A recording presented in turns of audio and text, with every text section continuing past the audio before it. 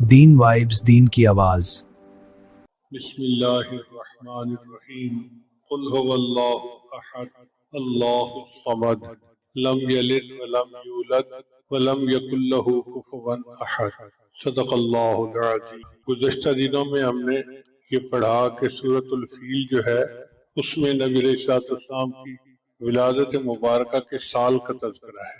نبی علیہ الصلوۃ والسلام سید المرسلین رحمت للعالمین عام الفیل کے ساتھ میں دنیا میں تشریف لائے، یہ نعمت ملی، سعادت ملی۔ پھر آپ صلی اللہ علیہ وسلم کا قبیلہ کیا تھا، اس کا تذکرہ سورۃ القریش میں ہے۔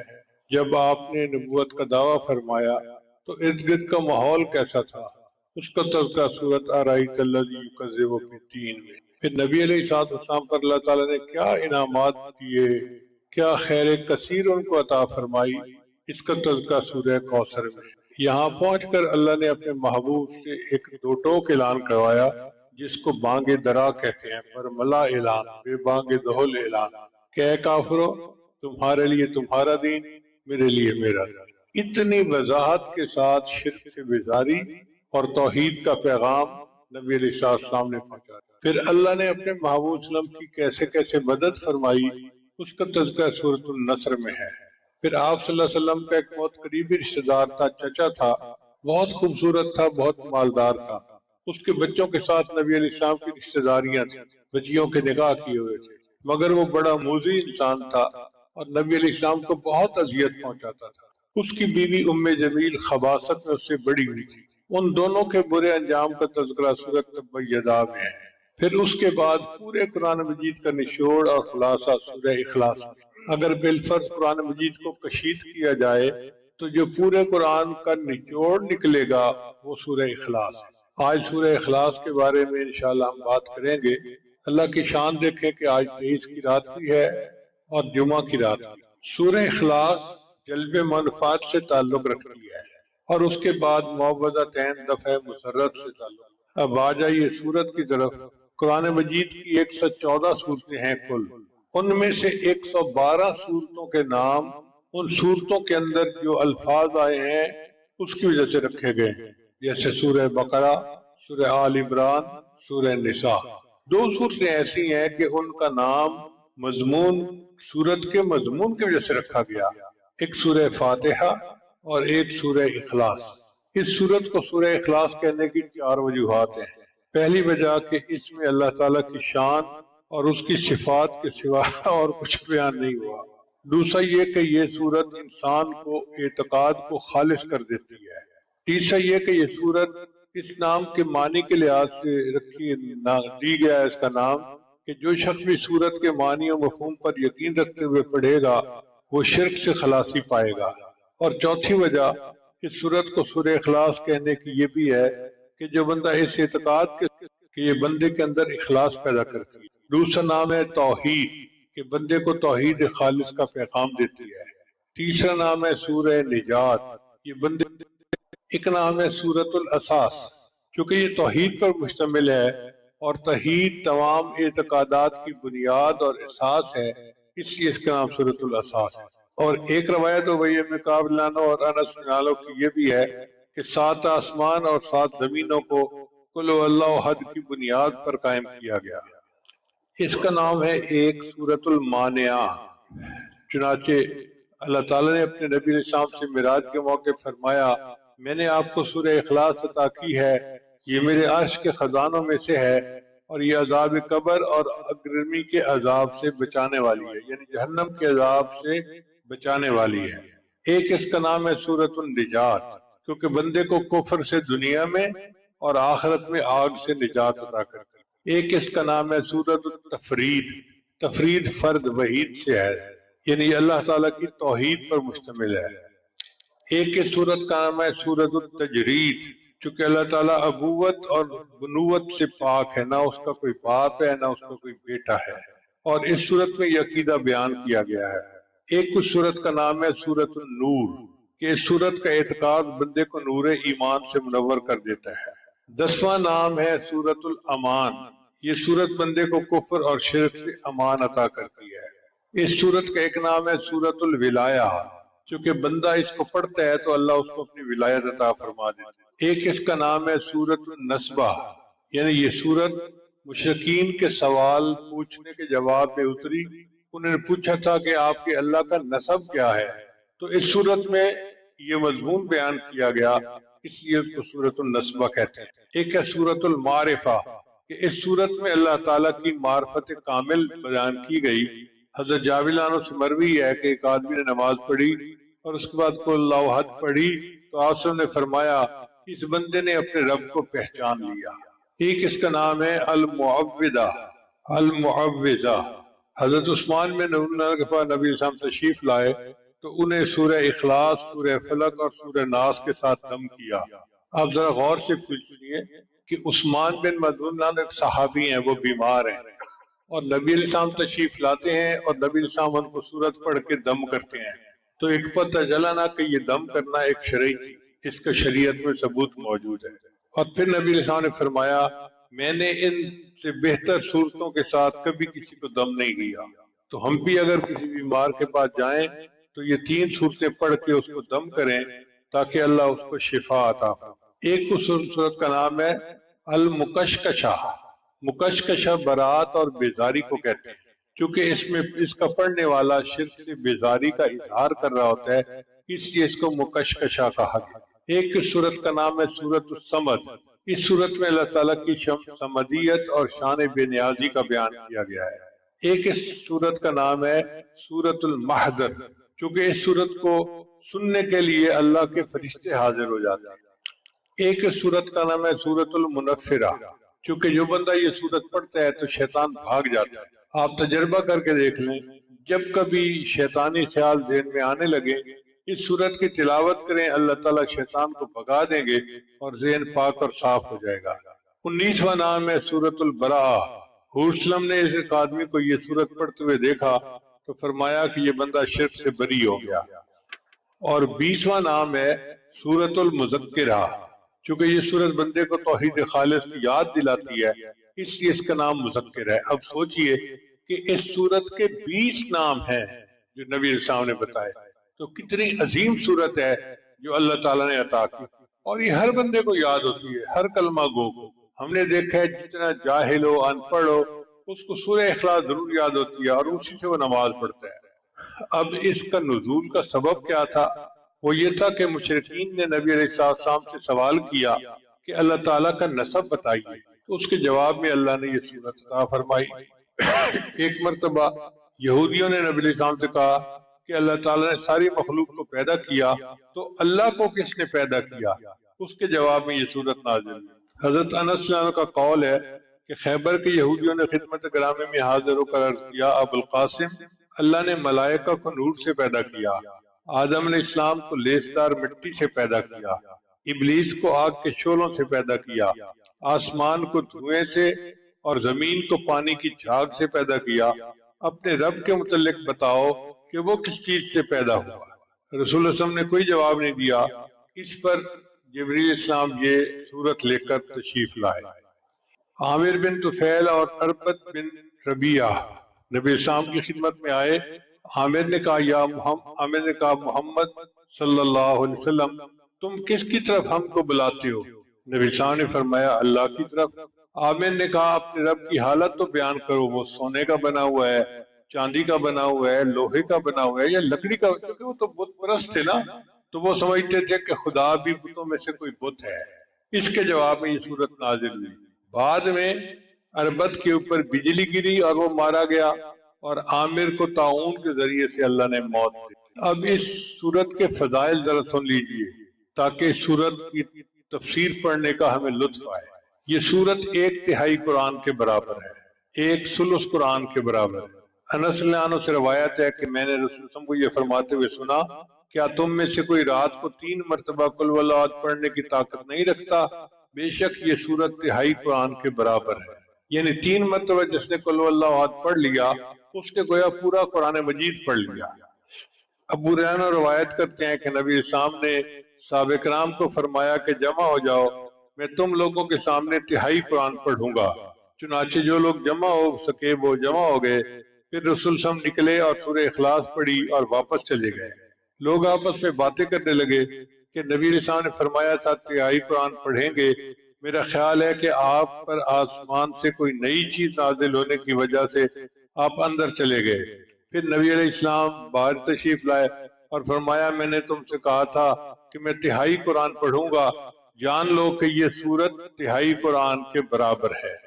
حضرت ابن عمر سے روایت ہے کہ نبی علیہ السلام نے فرمایا جس نے قل اللہ احد پڑھی گویا اس نے ایک تہائی قرآن پڑھا، اور جس نے قل اللہ احد 2 مرتبہ پڑھا تو گویا اس نے 2 تہائی قرآن پڑھا، اور جس نے قل اللہ احد 3 مرتبہ پڑھی اس نے سارا قرآن مجید پڑھ لیا۔ اب اس کو ایک تہائی قرآن کے مطابق کیوں کہا جاتا ہے؟ علماء نے بتایا کہ بنیاد تین کے 3 بنیادی مقصد ہیں۔ ایک ہے اللہ کی معرفت، دوسرے ہے صراط مستقیم، اور تیسرے آخرت کی معرفت۔ اللہ کی معرفت، صراط مستقیم کی معرفت اور آخرت کی معرفت۔ یہ سورت چونکہ اللہ کی معرفت کے مضمون پر مشتمل ہے اس لیے اس کو ثلث قرآن کہا جاتا ہے۔ پھر دوسری فضیلت یہ ہے کہ یہ سورت ہر شر اور پریشانی، عبداللہ ابن خبیب رضی اللہ عنہ فرماتے ہیں یہ بات بتائی تو آپ صلی اللہ علیہ وسلم نے فرمایا، اس سے پوچھا کہ بھئی اس کا سبب کیا ہے کہ تم ہر رکعت میں سورت اخلاص پڑھتے ہو؟ اس نے کہا کہ یہ رحمان کی صفت ہے اور میں پسند کرتا ہوں کہ میں اس کو پڑھوں۔ آپ صلی اللہ علیہ وسلم نے فرمایا اس شخص کو بتا دو کہ اللہ بھی اس سے محبت کرتے ہیں، یعنی جو بندہ سورہ اخلاص سے محبت کرتا ہے اس کے بدلے اللہ اس بندے سے محبت فرماتا ہے۔ یہ سورت جنت میں داخلے کا باعث ہے۔ مسجد قباء میں ایک امام صاحب تھے، وہ ہر رکعت میں کوئی سورت پڑھتے تھے اور پھر سورہ اخلاص پڑھتے تھے۔ لوگوں نے کہا کہ بھئی تم کوئی اور سورت پڑھ لیتے ہو تو سورہ اخلاص پڑھنے کی کیا ضرورت ہے؟ انہوں نے کہا بھئی میں تو پڑھوں گا۔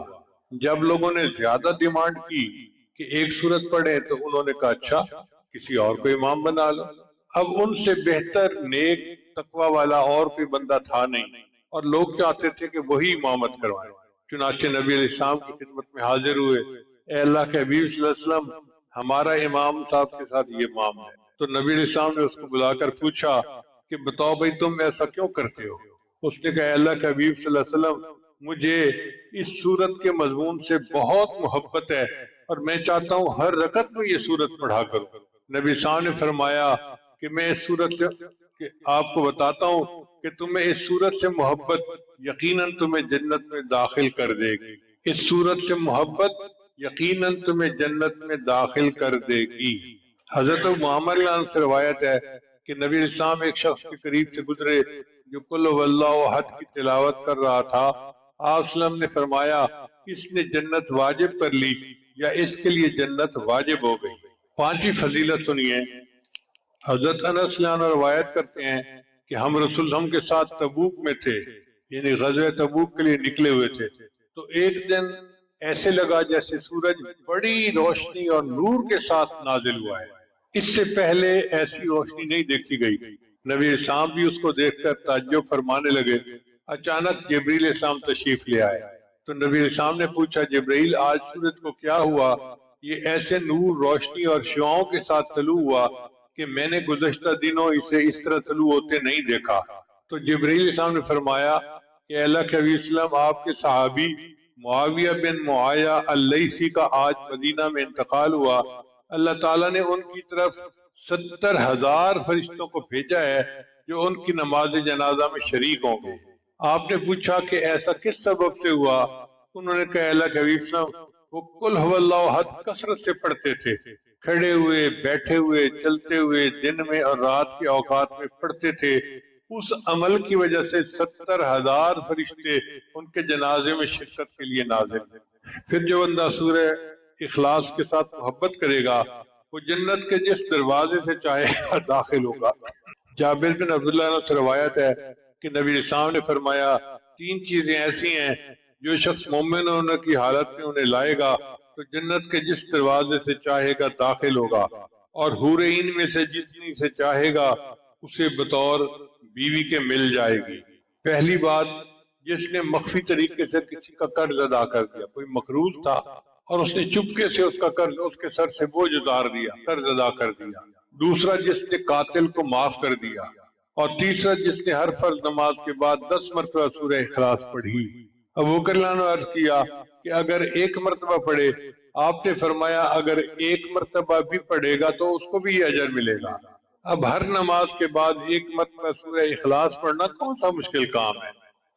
جابر بن عبداللہ سے روایت ہے کہ نبی صاحب نے فرمایا جس شخص نے قل ہو احد ہر دن 50 مرتبہ پڑھا تو قیامت کے دن اس کو قبر سے اس طرح اٹھایا جائے گا کہ اللہ فرمائیں گے اے اللہ کی تعریف کرنے والے اٹھ جا اور جنت میں داخل ہو جا، یعنی پروٹوکول کے ساتھ اس کو بلایا جائے گا، اے اللہ کی تعریف کرنے والے اٹھ جا اور جنت میں داخل ہو جا۔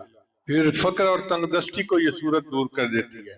حضرت جریر بن عبداللہ عنہ سے روایت ہے کہ نبی صاحب نے فرمایا جس نے قل هو اللہ احد پڑھی تو اس کے گھر والوں اور پڑوسیوں سے فقر و افلاس کو اللہ تعالیٰ دور کر دیتے ہیں۔ آج جس بندے کو دیکھو وہ غربت کا اور افلاس کا رونا رو رہا ہے، اور قرآن عظیم الشان میں اللہ نے دیکھو کیا کیا ہمیں نعمت موتی عطا کر دیے کہ جو شخص روزانہ سورہ اخلاص پڑھے گا اللہ اس سے، اس کے گھر والوں سے اور اس کے پڑوسیوں سے بھی اللہ تعالیٰ فقر اور تنگ دستی کو دور کر دے گا۔ نبی صاحب نے فرمایا کہ جس نے 10 مرتبہ سورہ اخلاص پڑھی اس کے بدلے اس کے لیے جنت میں ایک محل بنا دیا جائے گا۔ جو بندہ چاہتا ہے کہ جنت میں میرا محل ہو تو 10 مرتبہ سورہ اخلاص پڑھ لے۔ آج یہ تو دل کرتا ہے کہ ڈیفنس میں میرا محل ہو، میرا فلاں جگہ محل ہو، میرا فلاں جگہ محل ہو۔ بھئی جنت کا محل تو بہت اعلیٰ ہے، 10 مرتبہ پڑھنے پر وہ مل جاتا ہے، اور جس نے 20 مرتبہ پڑھا اس کے بدلے اس کے لیے جنت میں 2 محل بنا دیے جائیں، اور جس نے 30 مرتبہ پڑھا اس کے بدلے اس کے لیے جنت میں 3 محل بنا دیے جائیں گے۔ حضرت عمر لانو نے عرض کیا ہے اللہ کے حبیب صلی اللہ علیہ وسلم پھر تو ہم اپنے محلوں کی تعداد میں ضرور اضافہ کریں گے۔ نبی اسلام نے فرمایا تم جتنا بھی اضافہ کر لو اللہ کے خزانے اس سے بھی زیادہ وسیع ہیں۔ ایک روایت میں آتا ہے کہ نبی صاحب نے فرمایا جس نے قل هو اللہ احد صبح کی نماز کے بعد 12 دفعہ پڑھی اس نے 4 مرتبہ قرآن مجید پڑھ لیا اور وہ اس نے روئے زمین کا سب سے افضل بندہ ہوگا بشرطے کہ وہ تقوی اختیار کرے۔ پھر ایک صورت میں ایک انس سے روایت کرتے ہیں کہ نبی صاحب نے فرمایا جو شخص قل هو اللہ احد 200 مرتبہ پڑھے گا اس کے 50 سال کے گناہ معاف ہوں گے بشرطے کہ وہ 4 کاموں سے بچے، ناحق خون، ناحق مال، حرام کاری اور شراب پینا۔ ان سے اگر بچے گا تو اللہ اس کے 50 سال کے گناہوں کو معاف کر دیں گے۔ اس کا مطلب یہ ہے کہ 200 مرتبہ پڑھنے سے اللہ تعالیٰ پوری زندگی کے گناہ معاف کر دیتے ہیں۔ اب ذرا ان فضائل کو ترتیب کے ساتھ سنیے اور غور کیجئے کہ کتنی عظیم صورت ہے۔ پہلی بات، اس صورت کی تلاوت 1/3 قرآن مجید کے مطابق برابر ہے۔ اس کے پڑھنے والے کے 50 سال کے گناہ معاف کر دیے جاتے ہیں۔ اس کو روزانہ پڑھنے والا بندہ روئے زمین کا سب سے افضل بندہ ہوتا ہے۔ اس کے پڑھنے والے سے اللہ تعالیٰ فقر اور تنگ دستی دور کر دیتے ہیں۔ اس کے پڑھنے والے کے لیے ہر شر اور پریشانی سے اللہ حفاظت فرماتے ہیں۔ اس کا پڑھنے والا اللہ کا محبوب بن جاتا ہے۔ اس کے پڑھنے والے کے جنازے میں فرشتے شامل ہوتے ہیں۔ اس کے پڑھنے والے کے لیے یہ سورت جنت میں داخلے کا باعث ہے۔ اس کے پڑھنے والے کو جنت کے جس دروازے سے چاہے گا کہا جائے گا کہ داخل ہو جا۔ اس کے پڑھنے والے کے لیے اللہ تعالیٰ جنت میں محل تیار کر دیتے ہیں۔ اب ان فضائل کو سامنے رکھیں تو دل چاہتا ہے کہ ہر نماز کے بعد سورت اخلاص پڑھا کریں اور نمازوں میں بھی سورہ اخلاص پڑھا کریں۔ یہ تھے اس سورت کے فضائل۔ اب اس سورت کی تفسیر کی طرف آئیے۔ اللہ فرماتے ہیں قل اے میرے محبوب کہہ دیجئے۔ اللہ تعالیٰ اس سورت کو خود بھی بیان فرما سکتے تھے مگر اپنے محبوب کی زبان فیض ترجمان سے اللہ نے اس کا جواب دلوایا۔ اس کی وجہ کیا ہے کہ جب دو بندوں میں محبت ہونا اور ایک پر کوئی اعتراض کرے تو دوسرا بولتا ہے اس کے بارے میں۔ جب نبی علیہ السلام پر کفار نے الزام لگایا یہ تو مجنون ہے تو اللہ نے جواب دیا نون والقلم وما یسطرون ما انت بنعمت ربک بمجنون، میرے محبوب آپ مجنون نہیں ہیں، وانک لعلی خلق عظیم، آپ تو اخلاق کی عظیم بلندیوں پر فائز۔ تو نبی علیہ السلام پر الزام لگا تو اللہ نے دفاع کیا، اب لوگوں نے اللہ پر الزام لگائے تو نبی علیہ السلام کی زبان سے اللہ نے اس کا دفاع کروایا۔ فرمایا قل، میرے محبوب فرما دیجئے۔ قل کے لفظ سے اس بات کی طرف اشارہ ہے کہ ایمان صرف وہی معتبر ہے جس کی خبر رسول اللہ صلی اللہ علیہ وسلم نے دی ہو۔ اگر کوئی بندہ اپنی عقل سے یا علامات سے اللہ کے وجود کو پہچان لے تو اس کو معرفت تو کہتے ہیں، ایمان نہیں کہتے، چونکہ معرفت جاننے کا نام ہے اور ایمان ماننے کا نام ہے۔ معرفت جاننے کا نام ہے اور ایمان ماننے کا نام ہے۔ جاننا کافی نہیں، ماننا ضروری ہے۔ لفظ قل کے ساتھ اللہ تعالیٰ نے اپنے محبوب کو حکم دیا کہ لوگوں کو میری توحید کا پیغام دو۔ حضرات انبیاء کرام کا اولین پیغام اللہ کی توحید کو بیان کرنا تھا، چونکہ یہ تمام اعتقادات کی بنیاد ہے۔ اس لیے نبی علیہ السلام نے اپنی قوم کو سب سے پہلا خطبہ جو دیا اس میں فرمایا ایھا الناس قولوا لا الہ الا اللہ تفلحون۔ اب آگے فرمایا قل هو اللہ احد۔ ہم اس کا ترجمہ کرتے ہیں اللہ ایک ہے، یہ ترجمہ کامل نہیں ہے۔ اردو زبان میں ایک کے علاوہ کوئی لفظ ہی نہیں جو ہم استعمال کر سکیں، لیکن عربی زبان چونکہ بہت وسیع ہے وہ ہر کیفیت اور لفظ کے لیے الگ لفظ استعمال کرتی ہے۔ اب ایک لفظ ہے واحد اور ایک لفظ ہے احد۔ اللہ فرماتے ہیں قل هو اللہ احد، کہہ دیجئے کہ اللہ ایک ہے۔ تفصیل یہ ہے کہ ایک ہوتا ہے تعدد یعنی تعداد زیادہ ہونا، ایک ہوتا ہے تجزی یعنی ایک چیز کے اجزاء زیادہ ہونا۔ مثال کے طور پہ ایک انسان، اب ایک انسان ہے تو 2 3 4 10 100، یہ تعدد ہو گیا، کئی انسان ہو سکتے ہیں۔ اور تجزی کا مطلب یہ ہے کہ اس انسان کی آنکھیں ہیں، کان ہیں، زبان ہے، الگ الگ اس کے اعضاء ہیں تو جزو ہیں اس کے۔ اللہ تعالیٰ تعدد سے بھی پاک ہے، تجزی سے بھی پاک ہے، اس لیے اللہ تعالیٰ کے لیے احد کا لفظ لایا گیا۔ اب احد کا کیا معنی بنے گا کہ اللہ اکیلا ہے، اللہ تنہا ہے، اللہ یکتا ہے، اللہ یونیک ہے، اس جیسا کوئی ہے ہی نہیں، یہ اس کا ترجمہ بنے گا اللہ ایک ہے۔ یہ اللہ جو ہے یہ اللہ تعالیٰ کا اسم ذات ہے اور اسی کو ہمارے مشائخ نے اسم اعظم کہا ہے۔ قل هو اللہ احد، آپ فرما دیجئے کہ اللہ یکتا ہے، اللہ الصمد، اللہ تعالیٰ بے نیاز ہے۔ بے نیاز کا کیا مطلب؟ جس کو کسی کی پرواہ نہ ہو، مگر یہ لفظ بے نیاز بھی پوری طرح اس لفظ کا ترجمہ نہیں بنتا، چونکہ اردو زبان میں بے نیاز کا ترجمہ، بے نیاز سے ترجمے کے علاوہ کوئی اور لفظ ہے ہی نہیں۔ عربی میں صمد اس مضبوط چٹان کو کہتے ہیں جس کا سہارا لے کر کوئی بندہ اپنے دشمن کے خلاف لڑتا ہے۔ پھر یہ صمد کا لفظ ایسے سرداروں کے لیے استعمال ہونے لگا جو لوگوں کو پناہ دیتے تھے، تو مضبوط سہارا اس کے لیے لفظ صمد کا استعمال ہونے لگا۔ چنانچہ عبداللہ بن مسعود کا قول ہے کہ صمد اس سردار کو کہتے ہیں جس کی سرداری انتہا کو پہنچ چکی ہو، وہ ذات جس کی طرف ضرورت کے موقع پر رجوع کیا جائے اور مصیبت کے وقت اس سے مدد لی جائے۔ ایک معنی ہے کہ صمد وہ ذات ہے جو چاہے کرے، جو ارادہ ہو فیصلہ کرے اور اس کے فیصلے کو کوئی چیلنج نہ کر سکے، نہ اس کی قضاء کو کوئی ٹھکرا سکے۔ ایک معنی صمد کا یہ ہے کہ اللہ تعالیٰ سردار ہے اور تمام حاجات میں اللہ کی طرف رجوع کیا جاتا ہے۔ ایک معنی اس کا ہے بلندی، کہ صمد وہ ذات جس سے بلند کوئی دوسری ہستی نہ ہو۔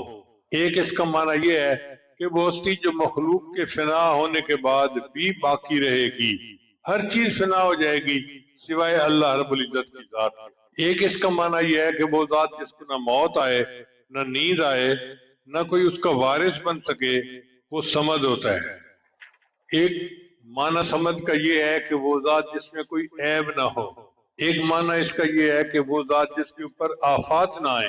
ایک معنی اس کا یہ ہے کہ وہ ذات جو غالب آئے ہمیشہ، کبھی مغلوب نہ ہو۔ ایک معنی یہ ہے کہ وہ عظیم ذات جس سے کوئی دوسرا عظیم نہ ہو۔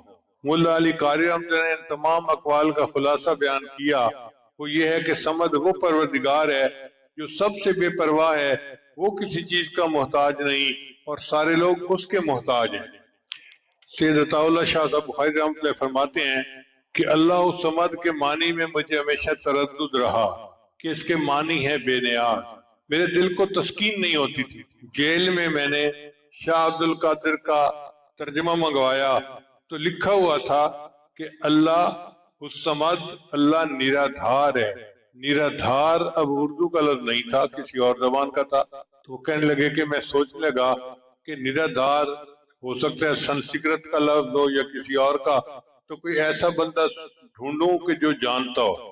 उस वक्त जेल में एक पंडित आया हुआ था, बंकी शर्मा। फरमाते हैं मैं बंकी शर्मा के पास गया और मैंने उससे पूछा कि भाई निराधार का क्या माना है। ये लफ्ज सुनते ही वो झूमने लगा, वाह वाह वाह वाह कहने लगा मैं हैरान कि मैं बैठा इंतजार में हूँ और ये अपने ही मजे लिए जा रहे। तो मैंने कहा कि पंडित जी मुझे बताएं इसका माना क्या है। उसने कहा कि ये संस्कृत जबान का लफ्ज है और इसका माना ये है कि वो जात कि जिसके बिन किसी का काम बने नहीं और जिसका काम किसी के बिन अड़े नहीं। वो जात कि जिसका काम किसी के बगैर अड़े नहीं और जिसके बगैर किसी का काम बने नहीं। फरमाते हैं कि मुझे ऐसे लगा जैसे गुमशुदा मता मुझे मिल गई। अच्छा, अल्लाह ताला का ये नाम समद बेअक वक्त तस्बीह भी है, तहमीद भी है। तस्बीह इस तरह कि अल्लाह की इसमें शान बयान की गई अल्लाह ताला के सिफत बयान की गई कि वो उसमें कोई ऐब नहीं। तस्बीह का ये मतलब है अल्लाह ताला हर ऐब से पाक है।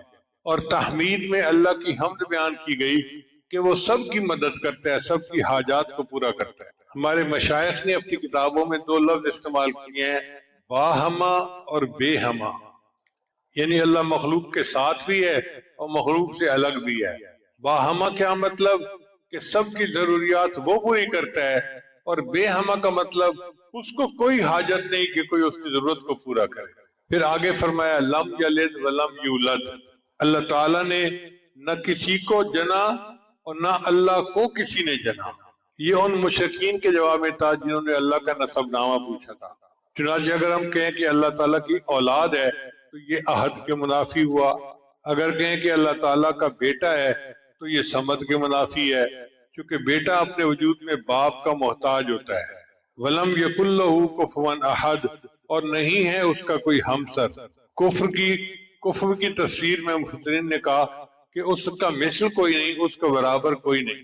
यानी अल्लाह ताला जैसा या अल्लाह ताला के बराबर या अल्लाह का मिसल कोई नहीं। अल्लाह फरमाते हैं लईसा कमिस्ल ही शई, कोई उसके मिसल नहीं है। और बाज़ान ने कहा कि कुफ से मुराद बीवी है कि अल्लाह ताला की कोई बीवी नहीं है। इस सूरत में 4 आयात हैं और हर आयत ने अल्लाह के कमालात को साबित किया है। पहली आयत ने वादानियत को साबित किया और तअद्दुद की नफी कर दी, कुल हुवल्लाहु अहद। दूसरी आयत ने कमाल को साबित किया और इज्ज की नफी कर दी, अल्लाहु समद। तीसरी आयत ने दवाम और बका को साबित किया और फिना की नफी कर दी, लम यलिद वलम यूलद। चौथी आयत ने अजमत और किबरियाई को साबित किया और मिसल की नफी कर दी, वलम यकुल्लहु कुफुवन अहद। चुनाचे इस सूरत ने तमाम शिर्क और कुफर की जड़ों को काट के रख दिया। इस सूरत ने तमाम शिर्क और कुफर की जड़ों को काट के रख दिया। अब जरा गौर कीजिए, कभी अदद में शिर्क होता है, लफ्ज अहद के साथ उसकी नफी कर दी गई। कभी मर्तबा व मनसब में शिर्क होता है तो लफ्ज समद ने उसकी नफी कर दी। कभी हस्ब व नसब में शिर्क होता है तो लम यलिद वलम यूलद के साथ नफी कर दी। कभी काम और इख्तियार में होता है तो वलम यकुल्लहु कुफुवन ने इसकी नफी कर दी। अब जरा गौर कीजिए, इस दुनिया में 6 तरह के अकायद रखने वाले लोग पाए जाते हैं। पहले होते हैं दहरिया, वो कहते हैं जी अल्लाह ताला की जात का इनकार करते हैं। अकीदा ये है कि कायनात खुद ब खुद वजूद में आ चुकी, कुल हुवल्लाहु अहद के साथ अल्लाह के वजूद को साबित किया और उनकी तरदीद हो गई। इसलिए अल्लाह ताला को वाजिबुल वजूद कहते हैं कि अल्लाह ताला ही असल वजूद रखते हैं, बाकी हर चीज को वजूद अल्लाह की वजह से है। फारसी जबान का लफ्ज है खुदा। खुदा का मैंने खुद आ, यानी जो खुद बना, उसको किसी ने बनाया नहीं है। तो अल्लाह ताला ने कायनात को पैदा किया और इस कायनात को वही चला रहे हैं। दूसरा अकीदा है फलासफा का। उनका अकीदा यह है कि बनाने वाला कायनात का कोई है लेकिन उसकी कोई सिफत नहीं, मादे से पैदा हुआ। जैसे आजकल भी बहुत सारे दहरिये यही यकीन रखते हैं कि बस मादे से कायनात पैदा हुई, अब मादे के अंदर तो कोई सिफत नहीं है। तो इस सूरत ने उसकी भी नफी कर दी। چنانچہ اللہ تعالیٰ کی صفات بیان کی۔ تیسرا مشرکین اور ہندوؤں کا عقیدہ۔ مشرکین اور ہندوؤں کا عقیدہ یہ تھا کہ اس کائنات میں بہت سارے خدا ہیں جو نظام کو چلا رہے ہیں۔ لفظ احد نے ان سب کی نفی کر دی کہ نہیں، بہت سارے خدا نہیں، خدا صرف ایک ہے، اکیلا ہے، یکتا ہے۔ پھر یہود و نصارہ کا عقیدہ یہ تھا کہ اللہ تعالیٰ کے بیوی بچے ہیں۔ یہودیوں نے عزیر علیہ السلام کو اللہ کا بیٹا بنا لیا، عیسائیوں نے بی بی مریم کو اللہ کی بیوی بنایا، عیسیٰ علیہ السلام کو اللہ کا بیٹا بنایا۔ مشرکین فرشتوں کو اللہ کی بیٹیاں کہا کرتے تھے۔ تو اس صورت نے ان سب کی تردید کر دی۔ پھر پانچواں ہے مجوس کا عقیدہ۔ مجوس کا عقیدہ یہ ہوتا ہے کہ خیر کا جو ہے نا خالق الگ ہے اور شر کا خالق الگ ہے۔ وہ کہتے ہیں کہ ایک خدا ہے یزدان، وہ خیر کا خدا ہے، اور ایک خدا ہے اہرمن، وہ شر کا خدا ہے، اور ان دونوں کے درمیان کھینچتانی ہر وقت ہوتی رہتی ہے۔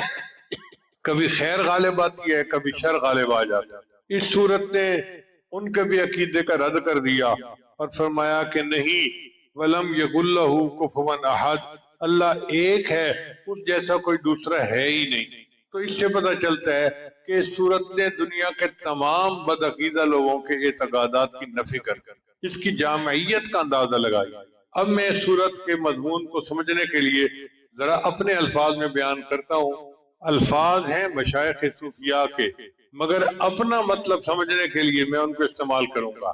وہ کیسے کہ پہلی آیت ہے قل هو اللہ احد، آپ کو یہ سمری یاد ہو جائے گی جلدی۔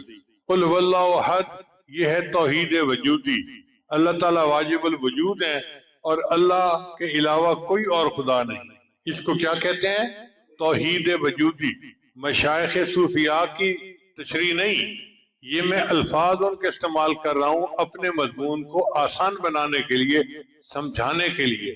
تو قل هو اللہ احد میں توحید وجودی کا تذکرہ۔ پھر اللہ الصمد، اللہ بے نیاز ہے، اس کو کہتے ہیں توحید شہودی، مشاہدے سے ہے۔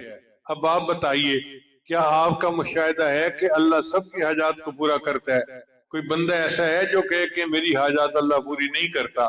اللہ کو ہماری ضرورت ہے اور ہمیں اللہ کی ضرورت ہے نا۔ تو اس نے گویا مشاہدے میں یہ بات لے آئی کہ اللہ ایک ہی ہے۔ تو قل هو اللہ احد یہ توحید وجودی ہے، اللہ الصمد یہ توحید شہودی ہے۔ پھر لم یلد ولم یولد، اس کو کہتے ہیں توحید ذاتی، نہ اللہ نے کسی کو جنا نہ کسی نے اللہ کو جنا۔ یہ مضمون کیا کہلاتا ہے؟ توحید ذاتی۔ ولم یکن لہ کفوا احد یہ ہے توحید صفاتی۔ اب چار نام یاد کر لیں، آپ کو پوری صورت کا خلاصہ فوراً ذہن میں آ جائے گا۔ توحید وجودی، توحید شہودی، توحید ذاتی، توحید صفاتی۔ چار صورتوں نے پوری تعلیمات کو اپنے اندر بند کر لیا۔ سورہ اخلاص سے ہمیں یہ سبق حاصل ہوتا ہے کہ ہم اللہ تعالیٰ کو ایک مانیں، اللہ کے ساتھ کسی کو شریک نہ ٹھہرائیں۔ ہمارے معاشرے میں بہت جلدی لوگ جو ہے نا وہ دوسروں کی طرف دھیان کر لیتے ہیں، ضعیف الاعتقاد ہے نا، چنانچہ اپنی حاجات اللہ کے علاوہ اولیاء سے مانگتے ہیں، قبروں سے مانگتے ہیں، پتہ نہیں کیا کیا کرتے ہیں۔ میرا اپنا مشاہدہ ہے کہ ایک مرتبہ ایک بندہ ملتزم سے لپٹ کے دعائیں مانگ رہا تھا، تو میں بھی انتظار میں تھا کہ مجھے ملتزم پہ جگہ ملے۔ اب جب وہ ملتزم سے وہ ہٹا تو اس نے وہیں کھڑے کھڑے فون کیا اور اپنی بیوی کو کہنے لگا کہ دیکھو دعائیں تو میں بھی کر رہا ہوں، لیکن تم اتنا کچھ لے کے داتا دربار چلی جاؤ، وہاں دعا کرو اللہ میرا اقامے کا کام کروا دے۔ بیت اللہ کے پاس کھڑا ہے اور وہاں سے بیوی کو کہہ رہا ہے کہ داتا دربار جا کے یہ چیز دو اور یہ دعا مانگو کہ اللہ ہمارا کام کر دے۔ تو ضعیف الاعتقادی کا یہ حال ہے۔ واللہ یقبض و یبسط و الیہ ترجعون، اللہ تعالیٰ ہی تنگی پیدا کرتا ہے، وہی وسعت پیدا کرتا ہے۔ کہہ دیتے ہیں جی کسی نے کاروبار باندھا ہوا ہے، بہت سارے لوگ میرے پاس آتے ہیں کسی نے ہماری بیٹی کا رشتہ باندھ دیا ہے۔ بھئی کوئی نہیں باندھ سکتا، اللہ کی منشا ہے جو ہوگا، اللہ کے علاوہ کوئی باندھنے والا اور کھولنے والا نہیں ہے۔ اس لیے ہمیں چاہیے کہ ہم ایک اللہ کے در پر چکیں۔ آپ ذرا غور کیجئے گا، علمی نکتہ ہے کہ اللہ تعالیٰ نے بعض جانوروں کو ہاتھ نہیں دیے، گائے، بھینس، بکری، گھوڑا، اونٹ کسی کے ہاتھ نہیں ہے۔ وہ کھانے کے لیے اپنا سر نیچے جھکاتے ہیں اور پھر چارہ کھاتے ہیں۔ انسان کو اللہ نے ایسے نہیں بنایا، اللہ نے ہاتھ کیے ہیں۔ میرے بندے، تیرا سر میرے سامنے جھکنے کے لیے ہے، میں نہیں چاہتا کہ یہ کھانے کے لیے نیچے جھکے، کھانا تیرے منہ تک میں پہنچا دوں۔ شاعر کے بہت پیارے شعر ہیں، تیرے در سے بھی نباہے در غیر کو بھی چاہے، تیرے در سے بھی نباہے در غیر کو بھی چاہے، میرے سر کو یہ اجازت کبھی تھی نہ ہے نہ ہوگی۔ تیرے در سے بھی نباہے در غیر کو بھی چاہے، میرے سر کو یہ اجازت کبھی تھی نہ ہے نہ ہوگی۔ تیرا نام تک بھلا دوں، تیری یاد تک مٹا دوں، مجھے اس طرح کی جرت کبھی تھی نہ ہے نہ ہوگی۔ میں یہ جانتے ہوئے بھی تیری انجمن میں آیا کہ تجھے میری ضرورت کبھی تھی نہ ہے نہ ہوگی۔ تو اگر نظر ملائے میرا دم نکل ہی جائے، تجھے دیکھنے کی ہمت کبھی تھی نہ ہے نہ ہوگی۔ جو گلا کیا ہے تجھ سے تو سمجھ کے تم کو اپنا، مجھے غیر سے شکایت کبھی تھی نہ ہے نہ ہوگی۔ تیرا حسن ہے یگانہ، تیرے ساتھ ہے زمانہ، میرے ساتھ میری قسمت کبھی تھی نہ ہے نہ ہوگی۔ یہ کرم ہے دوستوں کا وہ جو کہہ رہے ہیں سب سے کہ نصیر یہ عنایت کبھی تھی نہ ہے نہ ہوگی۔ حقیقت یہ ہے کہ جس بندے کو ایک طرف جھکنا آ گیا اسے در در پہ نہیں جھکنا پڑتا۔ جسے ایک ذات کے سامنے رونا آ گیا اسے ہر ایک کے سامنے جا کے نہیں رونا پڑتا۔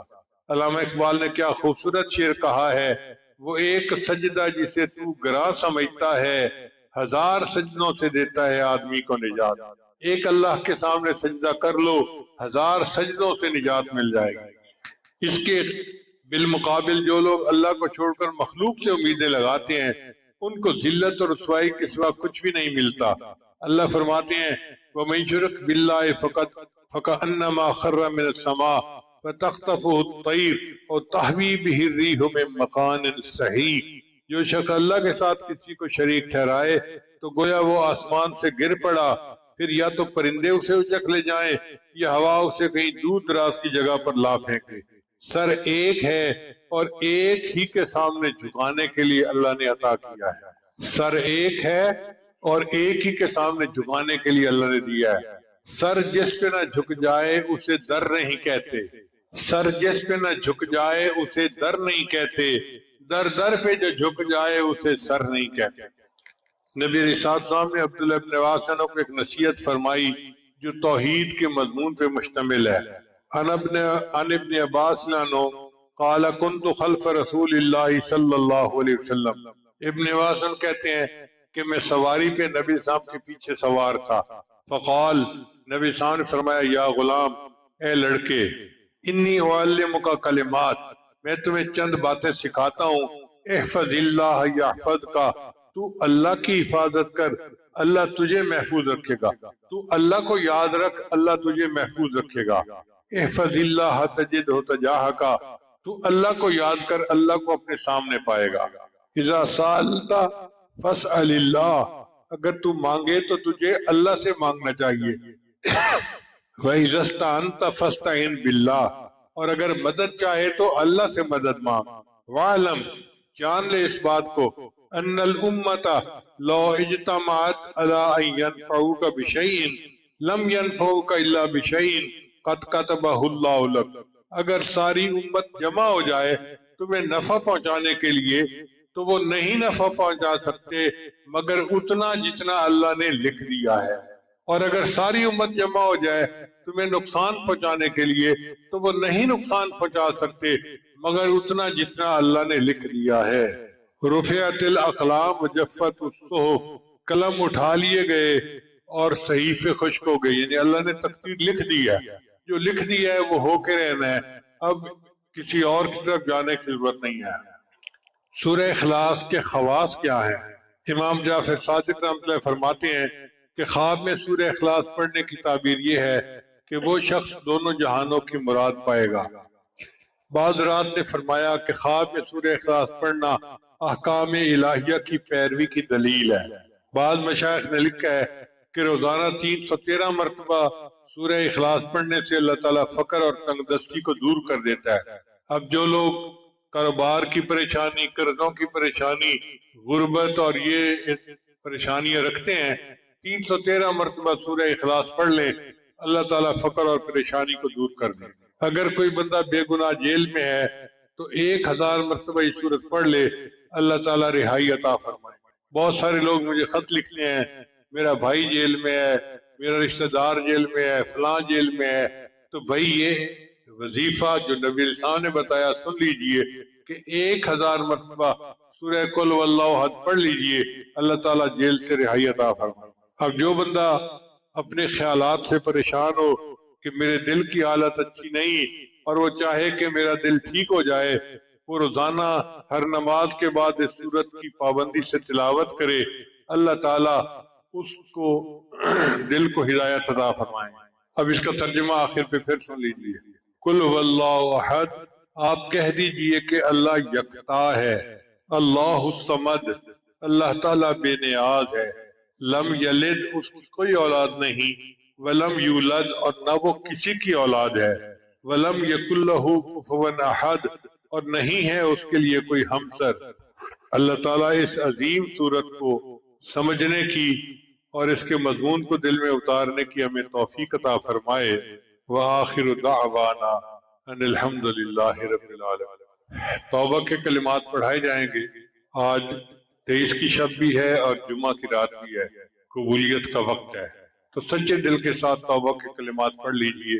پڑھیے، بسم اللہ الرحمن الرحیم، لا الہ الا اللہ محمد الرسول اللہ، آمنت باللہ وملائکتہ وکتبہ ورسلہ والیوم الآخر والقدر خیرہ وشرہ من اللہ تعالی والبعث بعد الموت، آمنت باللہ کما ہوا باسمائہ وصفاتہ وقبلت جمیع احکامہ اقرارا باللسان وتصدیق بالقلب، اشہد ان لا الہ الا اللہ واشہد ان محمدا عبدہ ورسولہ، استغفر اللہ ربی من کل ذنب واتوب الیہ برحمتک یا ارحم الراحمین۔